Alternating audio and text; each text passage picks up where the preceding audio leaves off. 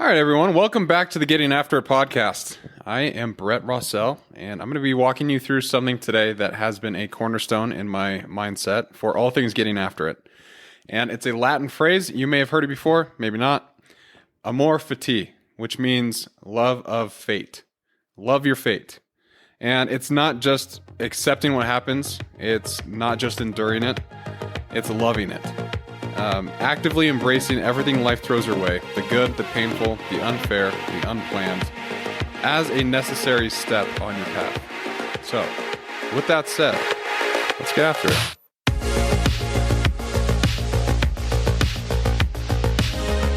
Welcome back. Thanks.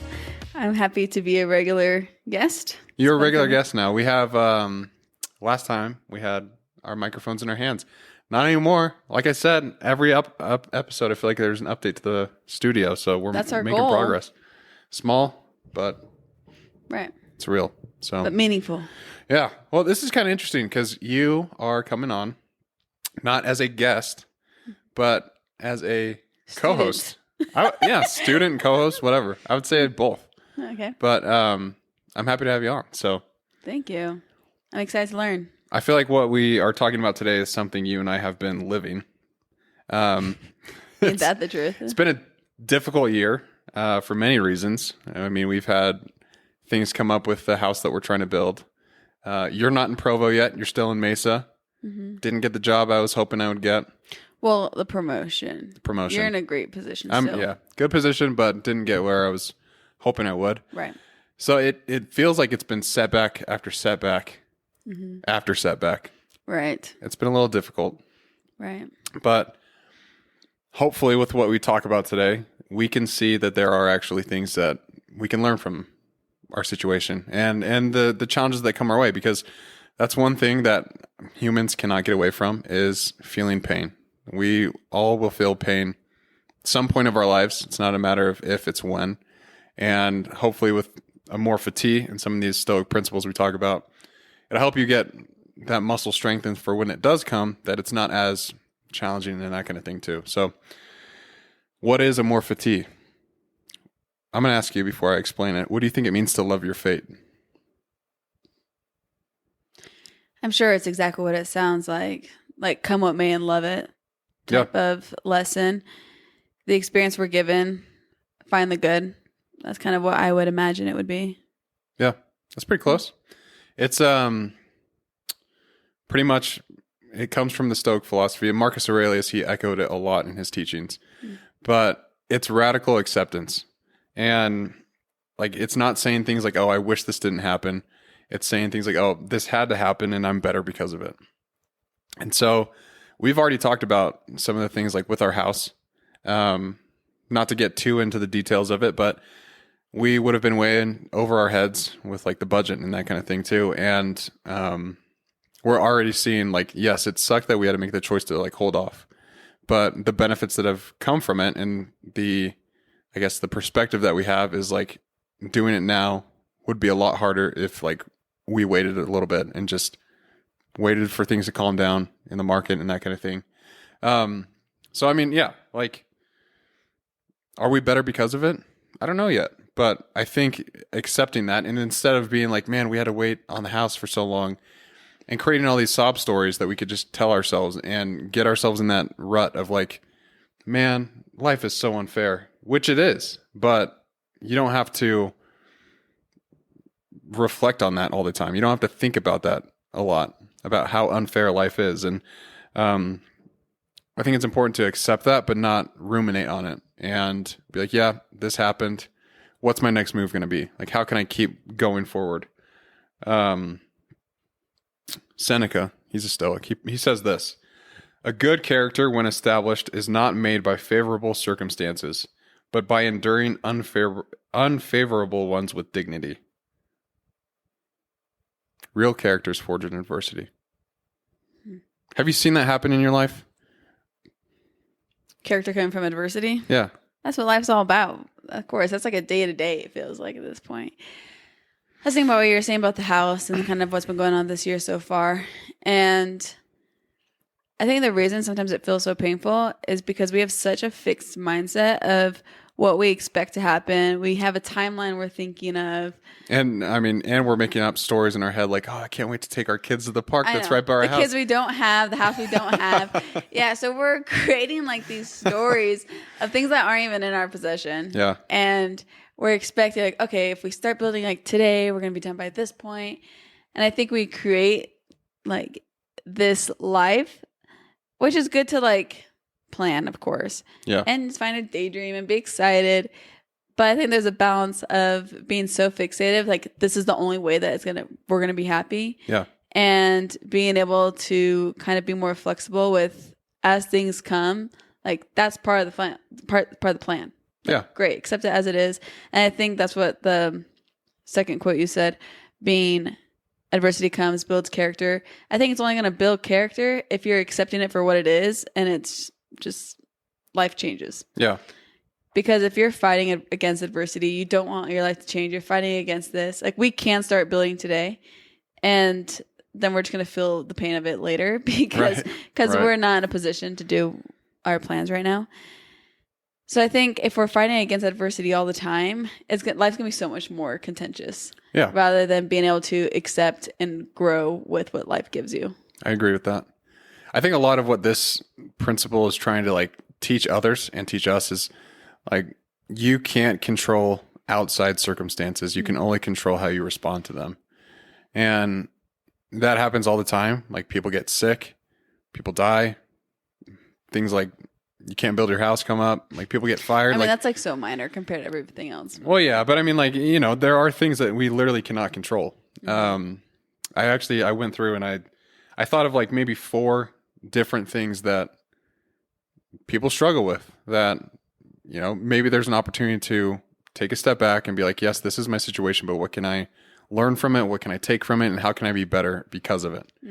First one, you're going through it right now. Oh gosh. What do you think it is? I have no idea. Injuries And some kind of setback in that. But it's frustrating. Yeah. It's the worst. Especially when you're like working towards something. You're working towards a marathon the next month and your knee's bothering you like crap. Mm-hmm. And it's frustrating. And so it's not an easy thing to go through. Like you feel like you're losing momentum. That's for sure. Right? Yeah. It is really discouraging because it's hard to tell what's me being a little baby and what's like, this is actually a physical injury that I need to baby it, you know? Yeah. And yeah, it's been so frustrating. It's frustrating. But like, you know, injuries and yours isn't as severe as like if someone broke their ACL or whatever. Like name a different injury that requires recovery time. Mm-hmm. Amor Fati would mean, okay, like how can I learn a new skill? What can I work on? Like maybe it's time for me to up my mental game. Like I need to read some books. I have this time. I used to train and now I can use it to help build my mind. I think for what we've been talking about, specifically with like my knee and yours, but everything on focus me on hurts. recovery. Yeah, that's true. Because like we've been focused so much on miles and time and paces and distance. I think we really need to lock in on recovery in order to help a little bit with the injury. I have a guest coming on in a week and a half who will be able to talk to me about that. Oh, thank heavens, I need it. So, Ashley, we're getting excited. True. But yeah, I mean, I also think it strengthens patience and just builds more resilience in you. So like if something else happens, like you'll be like, oh, I've gone through this before. It just gives you experience and experience is all for your good. Mm-hmm. So another one is in loss or failure. Like for me, didn't get the promotion. And I think a good reframe for me would just be to ask, and I took this from my journal, is what can this teach me that success wouldn't have?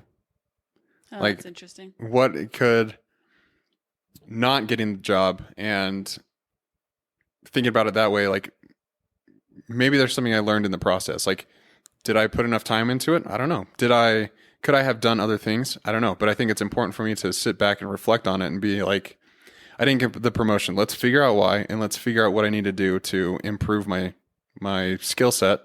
So when times like that do come up, then I have a better chance of getting them. Have you thought about that so far?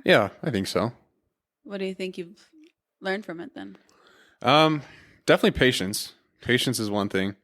Is like the process took a long time, and I had to keep showing up and keep providing better data, better ideas, and other things to like the executive team who was making this decision. So I would say patience is one, and then oddly enough, grace is another, because like I've talked to you so much about my mental health, how it can just spiral real quick. But I didn't want that to happen this time, and I was like, there's got to be something I could do differently. And so I think instead of, beating myself up, it's like, yes, of course I will still do that to some capacity, not beat myself up, but like be like, okay, I could have done X, Y, and Z better. Like, I think that's one thing that failure teaches you is where you could be better. And I don't think you have to look at it negative. I think you should look at it as like, you're a scientist and you're trying to run some experiments on yourself. And you're like, okay, well, obviously I didn't have skill X, Y, and Z. How can I develop that in myself? And if something comes up in the future, be a better candidate for that position or something like that. So it hasn't been like a negative self reflection exercise, I guess I would say, but it's been more of like, okay, there must have been a reasoning behind why I didn't get the position. Let's break it down to the main causes. And ultimately the guy that got the job, way qualified, but. Yeah, I think obviously it makes sense. Like, you need to take accountability and see where you can improve. Like, that's always something to be done. But also in this kind of type of situation, you got to keep in mind that somebody else's agency is a factor. Like, it's not, for sure. I mean, you guys could have been equally qualified, yet someone else is chosen. Yeah. Just because people have their decision making, like the bosses over there are probably just making their own decisions, whatever they see, however they want to see the future of that position. And I think there's a lot of other things that go into it as well that are out of our control. But absolutely, like what you said with reflecting to see where you can adjust. Yeah.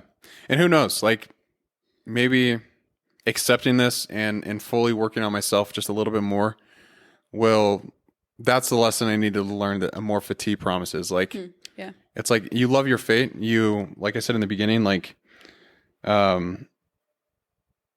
this had to happen to me and I'm better because of it.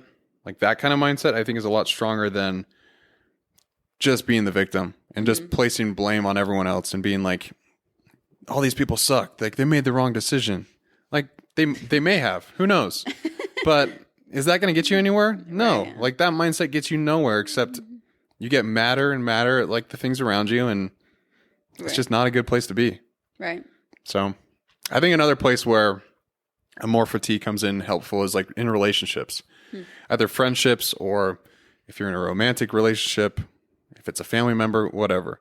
Like, I think it's hard to lose friends that way. We've had our fair share, and it's never fun because you're always like, man, like, I want the best for that person, and they're going down a path that we can't help them on. And it's not like you're shutting that door to be, completely closed and like closed off from that friend or that family member or whatever. But I think there is times when you're like, you know what, they're going down a different path. I'm not going that way. I'm going to close this door, and I'll still be friendly, but I'm not going to be like spending a lot of time with that person. You are your friends. Who are my friends? I said you are your friends. Oh, I was like, I know your friends.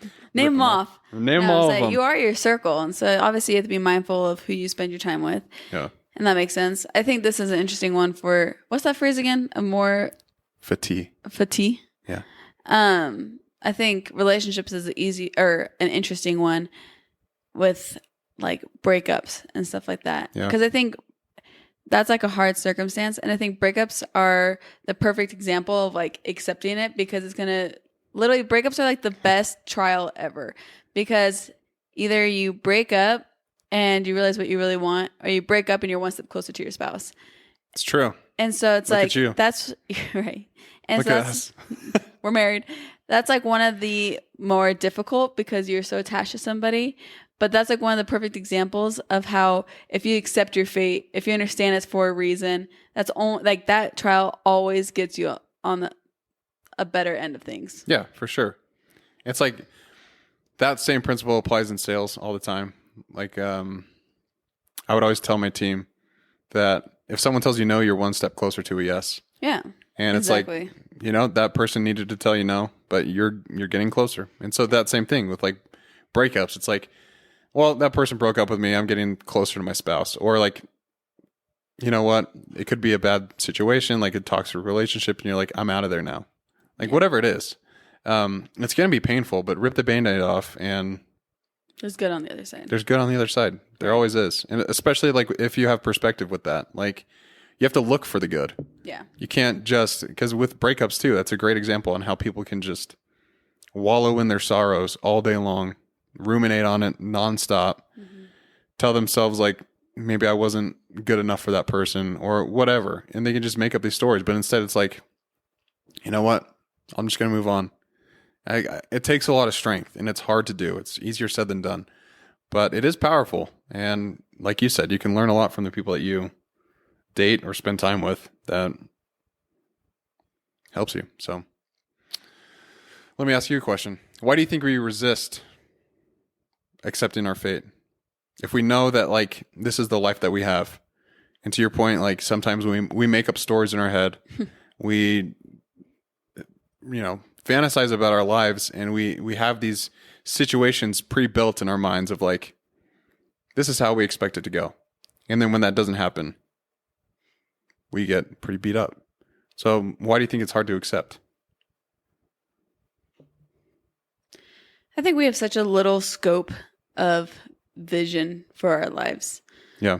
We have an outline that we think is perfect, that we think we want, not knowing anything outside of that little bubble. And when things change or when things get difficult, I think it's hard to look beyond what we envision for ourselves. And I mean, in our own lives, like we talked about, we've been going through a lot of random stuff right now of just taking L's left and right. Yeah. But we were walking out of church today and you're like, we got an L stamped on our head. I know. It just really feels like that these days for some reason. But because we have such an idea of how we thought our lives would be at this point, of how we wanted things to be going by now, rather than having long-term goals, like we want a family eventually, we want to have a house eventually, we want all these things, of course, but we put so much pressure on having certain things within a time frame that we imagined. Yeah. And because of that, it's so hard when things are not working out in our favor. Yeah. But I think the reason that we do that is I think it's natural. I think it's normal human behavior to want what we want right now. And it's hard to accept anything else. But it seems as though if we just broaden our perspective, that would help a lot. Yeah, I agree. With getting that like roadblock. Yeah. And I mean, to your point, I feel like we want control. We want comfort. And we want our life to fit the script that we wrote for it. Like, oh yeah, we want to like have a house by this time and all this stuff. But like, I think that same mindset is it can be a bad mindset, like when you're training for things. Because you'll put a timeline on something and be like, okay, I'm going to run a 3:30 marathon on this date. And then you train super hard to do it. And let's say you get there and you're 3:35. You get 3:35. Depressing. Yeah. 5 minutes slower than you expected. And there's two options that you can like do from that, in my opinion, is like, one, you could be like, okay, I didn't get it, I'm done. Like you could quit. Or the second option is like, man, I didn't expect that to be as hard as it was. Maybe I didn't take training as seriously as I should have. Maybe I didn't spend time fueling as much as I should have. And it's like, you either have the choice to improve or to give in. And when you give in, that's like, you quit fighting, and it's hard. Like, but we want control. We want that predictability. I would even take that a step further with what we've experienced with training right now. I wanted Boston so bad. They shortened the time to 3:25 instead of 3:30. What a nightmare. Dirty. Way off pace. And Brett and I have been training for this marathon. And it's so hard, even before the race. You gave the example of you want 3:30, you get 3:35. Even before you get to the race, it's hard not to give in at the training. where it's like my paces are so off. I know I'm nowhere near 3:30 right now. Like I want to quit because I know I shouldn't even go to the race, because like I know I'm not going to hit that goal. And so I think that's False. why, well, I know I'm not going to 3:30 this time. That'd be a miracle. But all I'm saying is I think that rule that you just talked about of not giving in and continuing to adjust and push and retrain and stuff, I think that happens before even the race. That happens during the training. I know I'm off my paces. I could either just give up and not go run the marathon because I know I'm not going to hit the marathon goal, or you can always adjust. And so we changed my goal from getting sub 3:30 this race to just PRing, which is a lot more feasible. You can just keep progressing, take the little accomplishments, and then eventually I'll get Boston qualified. Yeah. But I think that rule applies way before even the race time. It happens way before. It's like your day-to-day life, your day-to-day actions. And as you keep going, you may need to adjust. And just like we talk about our circumstance with the house or like the L's we've been taking, sometimes we need to adjust along the way. It shouldn't be when you're at the finish line that you're deciding if you're going to give up or not, right? That's a good point. And so I think that's what helps me personally with not getting so discouraged and disappointed when things don't go our way, is because we can adjust what the end goal was before we even get to the end. That's fair. Yeah. That's a good point. I like that. The podcast is also something like that too. Like, it's changed a lot over the almost 3 years I've been doing this. How fun though. It's pretty cool. But like it started at my table in my Saratoga Springs apartment where I was talking about the most random things. Those episodes are actually terrible. They're so good. If you go back and listen to them, they're so bad. Everyone needs a beginning. Yeah, but this beginning was rough. It was not good. No, it's good. So like it went from that to like I was doing Zoom interviews with people. Well, keep in mind those first podcasts you made is what got me to reach out to you again after all these years when we finally went on a date. That's true. So even Amor though they Fati, were your rough, it's kind of got the ball rolling for us. 100%. That's true. It's like what Amor Fati says. Like this had to happen to me. Yeah. And you have to have the embarrassing podcast. I had to get the embarrassing ones out there. And I'm better for it now because now you're my wife. So yeah. If anyone's out there, if you need to get married, start a podcast. Someone will reach out to try and encourage you. But no, I mean like really though. And then I stopped having guests on. I tried a few other things. Moved it into like, this area, and then we made 2 chairs and stuff, and like it's kind of stagnant. So I'm like, okay, well, how can I change this up? Like maybe people want to hear from other people instead of just me. And so now we have 7 guests lined up, and this will be the last one for a while where hopefully it's just, you and I talking, which I love having you on. You're my favorite guest. What the heck? No, you're my favorite guest. But I mean, like it's kind of cool. Like to your point, you always have to readjust, and there's nothing wrong with that. The thing that I would say it becomes a problem is if you quit. Like that's when it's like, okay, well, unless it's like taking too much time and you really see no future in it, then I think it's okay to be quit, and it takes a lot of strength to make that decision. But if you feel like there's something that you can still chase with whatever goals in front of you, readjust. Because your dreams are worth way more than just giving into them.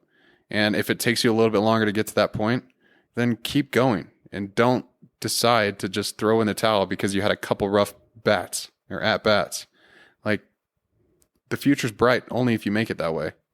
And it requires continual improvement, continual adjusting, and trying to keep a positive mindset through the whole thing. And it's not like you're trying to look at the world through rose-colored glasses. It's just like, this is where I'm at right now. I'm going to make the most of it. How can I have the most fun with it? How can I learn the most from this experience? It's like you just have to ask yourself these questions. Let me ask you this. I don't know if I'm jumping the gun. I don't know if you have something, if you're leading to this or not. All right. But we're talking about such superficial things right now. We're talking about our race. Really doesn't matter. Talking about the timeline of our house, which we're still going to build at some point. Doesn't matter in the big scheme of things.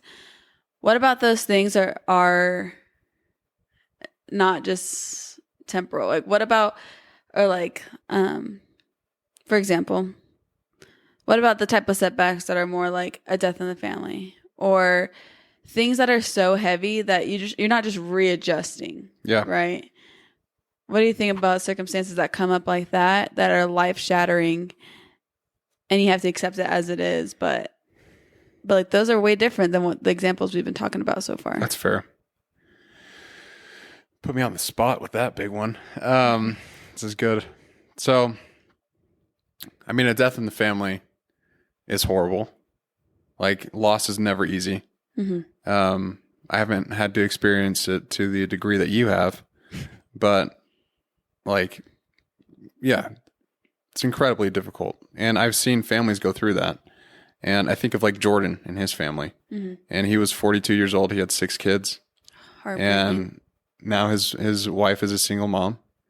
I'm sure she's thinking like, I don't want to just accept my fate. Like, I miss my person and I can't imagine that pain because of how much I love you. Like, that has to be insane.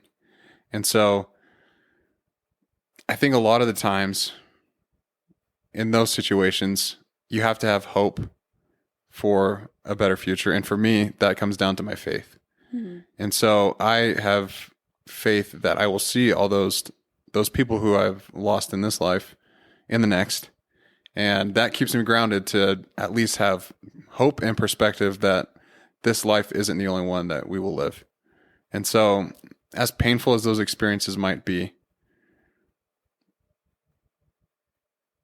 they do teach you things. Like, you and I have talked about when you lost your dad, like how many lessons came from that and how many people showed up, to his funeral and said so many great things about like what he would do for other people. And like, you still feel that pain and it's not an easy thing to feel, but you have the memories of that person. And like, no matter how dark the days get, and if I'm saying things that are completely like false, jump in here because I haven't dealt with it the way that you have. But I think you hold on to the memories and you keep that person alive. And, your dad may have passed, but we keep his memory alive through Team Tim and through talking about him and through celebrating him and doing his favorite things. Like, we'd go out to that one random restaurant in Mesa where he'd get the breakfast pancakes. I can't remember what it's called, but I can just go do things that he likes and go to his gravestone and celebrate him. And like, yeah, it might be a terrible thing for you to have to deal with personally that you lost this person, but what great honor that you have to be able to keep that person alive and to share the lessons that he taught you with others. I don't know if that answers your question, but I think it's just trying to make the most of every situation, no matter how hard they are. Like, even with us, I'm going to get real personal here, and like me being infertile, like, we're trying so many different things, and you and I want kids so badly, but it's just, we're trying other things, and it's hard. Like, how many times have I come to you and be like, I feel like I'm not even a man. Like, I can't even provide a kid to my wife who signed up to marry me. And that is a hard thing for me to deal with. And then like the other thing too is like, okay, well, if I can't produce my own kids, then we have to turn to like a donor. And that's hard for me too, because it's like that person, that little kid over there, he doesn't have my DNA. And that's a hard thing for me to grasp. But again, I can also see the perspective that's like, you know what? We tried so hard having my own kids, and now we have a beautiful little baby who might not be my DNA, but at least we have them. And like, I think it's just trying to have perspective with each situation we go through and see what you can learn from it. I love it. That was a lot. That was a long explanation. No, I love what you said for many reasons. And I think you're right that everything is perspective, because you see different people handle grief differently. And I'm not saying one is better than the other, but I have noticed how some families seem to have peace and some families seemed to never come out of their room ever again. Yeah. Right. And what do you think the underlying factor for the ones that keep moving forward is? Faith. I think, I mean, obviously, and perspective, I think those two go hand in hand. For our family, I think we do everything to try and keep dad alive. Yeah. And obviously, we can't adjust in the term, and like in the way of, we can't bring him back. Not in this life, right? And so we can't live as if he is right next to me at all times. However, we can live the life that he provided for us, where he taught me so many lessons, and I try to live those lessons every day. And I think with him being gone, although it was like still the worst thing that's happened to me, obviously, and I was such a daddy's girl, and although it's like still heartbreaking to think of, I also do feel such an appreciation as time goes on for the type of dad I did have. Mm-hmm. Many people have their dad alive still, and he's not present. Like, I had a very present, loving dad who filled my emotional bank account stacked like by billions, right? That I can always pull from even now that he's gone. And although we can't fix what has been done, although we can't bring him back, I think because of these circumstances, I wouldn't be running for sure. Like, if dad didn't encourage us to do hard things. And like flying, dad was super excited about me flying, and he really wanted us to get into aviation. And so it's been really emotional for me now that I'm an airline pilot, being like, he would soak this up, and I wish he could see it. But he encouraged me so much from the other side. And I want to live a life that would make him proud. And being able to take the lessons he taught me, live it in my everyday life. We discuss it all the time. We're going to teach our kids these lessons, right? Yeah. And so keep it holy almost. Although it was like the worst time ever, I would also say it's some of the most sacred times ever, where it really did shatter my whole universe. And I think you have to hit rock bottom in order to understand what you're capable of. Yeah. And in order to like rebuild in a way that would make God proud. And so when we talk about accepting our fate, accepting these circumstances, I think acceptance, there's a reason that's part of the grieving process, is because you need to accept what's happened to you, and you don't need to let it crumble you, but accept it in a way of, how is this going to boost me forward in life? It's the worst thing ever. How am I going to use it to kind of slingshot me forward regardless? And I think the way we've done that is implement those lessons. We've kind of taken on the title of doing hard things, right? And so I think everything you said nailed it, with being able to crawl out of that dark space and kind of always, I think you can compartmentalize, like you can feel the sadness and you can feel the darkness, but also recognize that is such a sacred little box that you can hold on to. Like, no one knows how you grieve and no one knows how you feel, but you can hold on to it and recognize, like, that's you and your dad's, or that's you and your person. Yeah. And you can hold it so sacred and realize, this is going to be my little box of motivation. Even all that darkness, even the horrible things that have happened, that can be your little box reminder of like what you are able to do. Like, there's so many good things in the world. Use that little box to remind you of where you don't want to go. Like, use that as motivation moving forward. And I don't know if I'm making sense. I've never really had to explain how I've taken in grief and how I've used it to, not my benefit, but used it to move forward. Yeah. And so I'm not sure if I'm making a whole lot of sense, but I think you totally are. And sorry, did I cut you off? No. Okay. We can't control what happens to us. We can't control what happens to others, but we control how we respond. And so if you were to think about, like, you know, you just explained how your dad taught you all these great lessons. Mm-hmm. And, you know, when he passed, you had two choices too. You could either just give up and let life come to you, or you could take the lessons that he learned, which was all about, you know, doing difficult things and pushing yourself and being kind to others and serving and being full of love. Like you could take those lessons and do something with them. Because I mean, we all will go the way of the earth. We'll get eaten by bugs, decay, right? But none of us are going to be here forever. And so what better way to be remembered by living a life that person would be proud of? I would add, it's okay to crumble for a little bit. Yeah. Like, if someone in your life passes, you're not expected to bounce back the next week, go to work, and be cheerful. Yeah. It is okay to sit with your feelings and to feel discouraged. And like we talked about our infertility, like I think it's okay to be sad about that. It's okay to be sad that we're not where we want to be. We're not building the family yet that we want. It's okay to be sad that I don't have my dad here during this time. And I think it's okay to feel all the emotions that come with hardship. But I think there's a difference with feeling it, accepting it, and then letting it go on versus taking on the I'm never going to get out of this victim mentality. Yeah. Because that's where you get stuck and that's where you sink. That's where life gets harder because you just let things pile on top. And now everything that goes wrong, you notice it and you're like, oh, and this is happening, right? And you just pile it on top of yourself.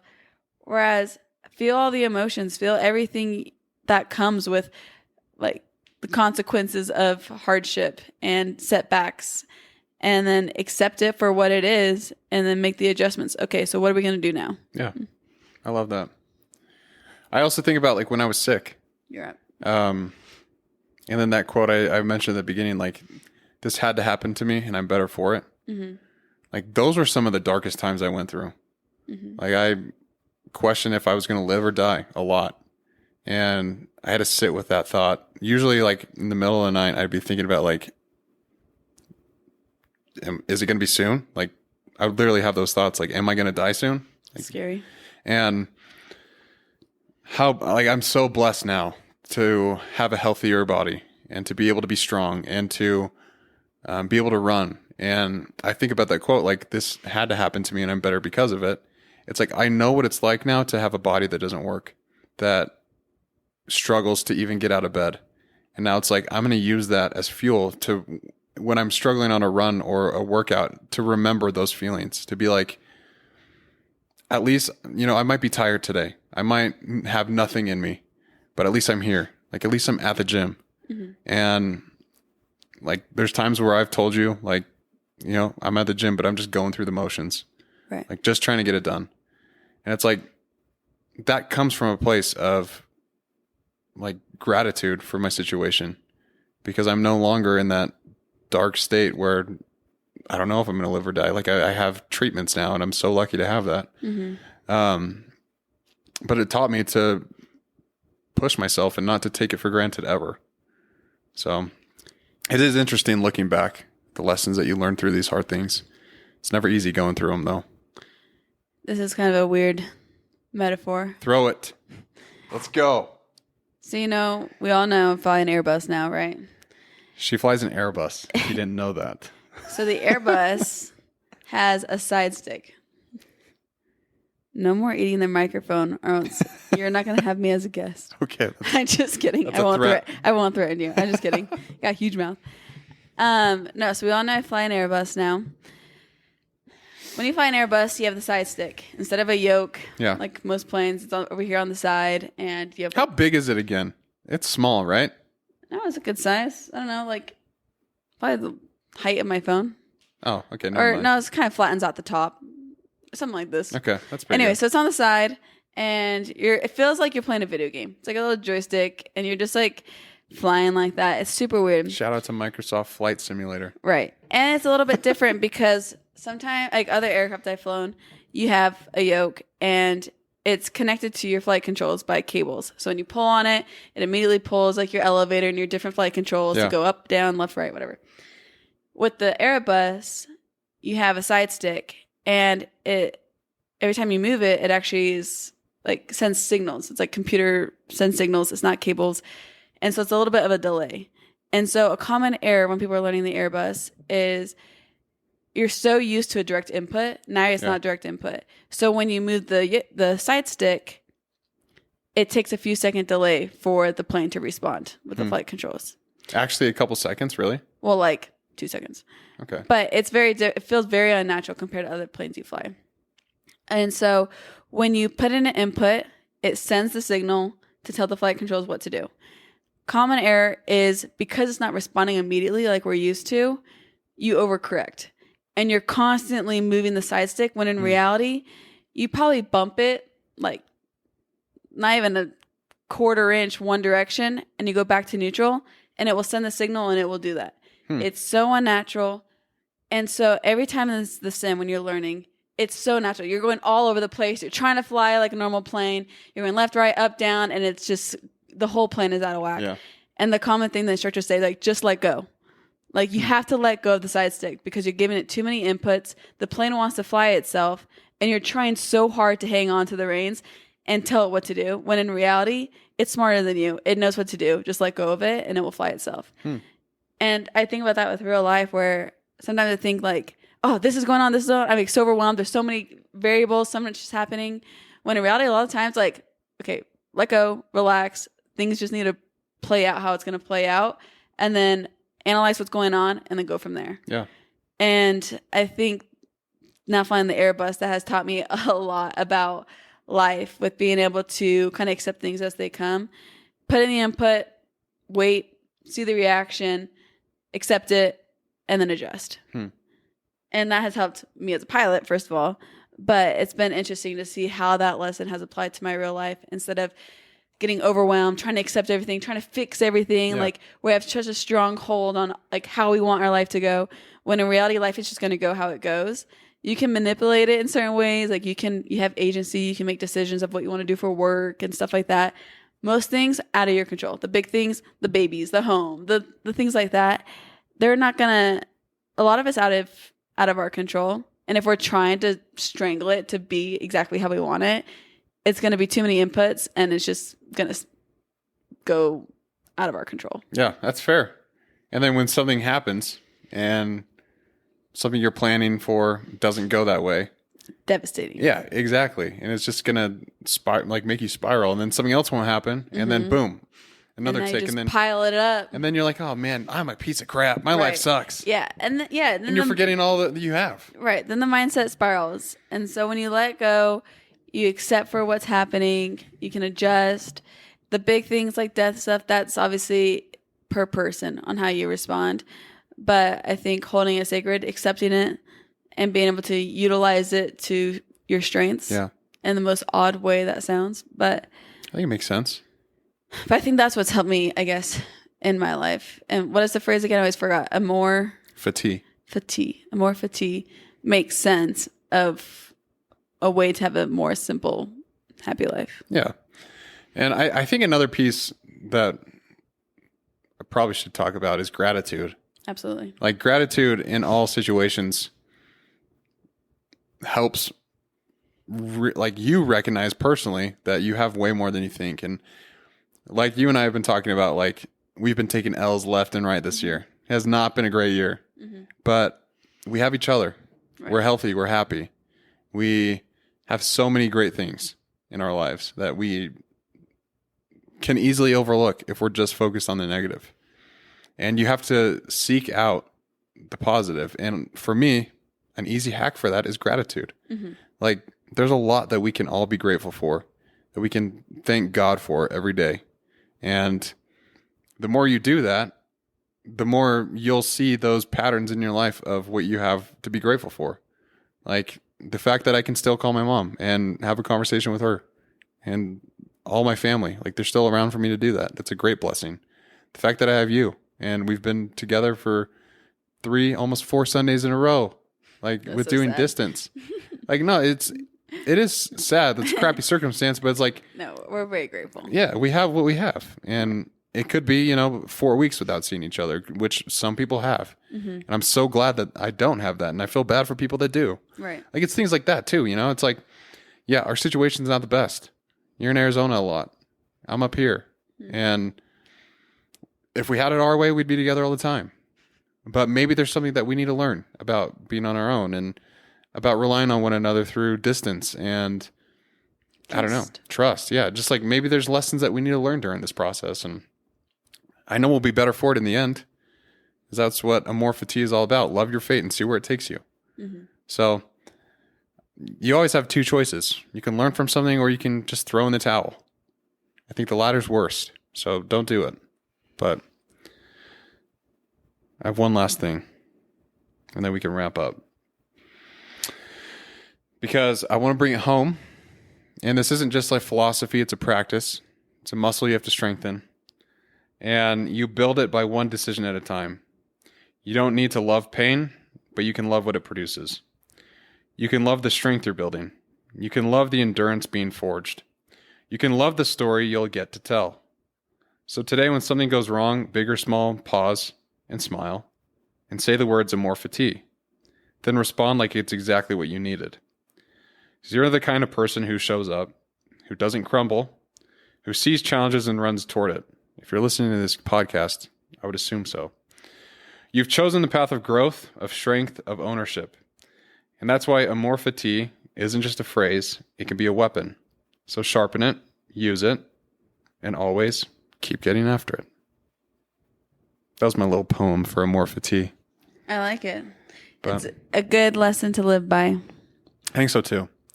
Key to happiness. Yeah. In a lot of ways. Or understanding. A lot of that stuff. And life is unfair. And life is messy. It's unpredictable. But we always have the power, like you said, with agency, to choose how we respond to things, to choose to make the most of it. And I know it's easier said than done. People are going to probably say, oh yeah, well, what about my daughter who has cancer? Like, there are terrible situations out there. Mm-hmm. And you're not going to love that fate. Mm-hmm. But maybe it's you love the fact that it's brought your family together, or I don't know. I'm not going to speak for that situation because it's a dark one. But there's always things that you can learn from and benefit from and live a better life and become better because of it. Even if it's years down the road. Yeah, it could be. Like, we don't know. A lot of circumstances are. Yeah, we don't know what the timeline of our home is or the timeline of when we're going to have kids is. But we just keep taking one step forward. We look to the future. We have hope.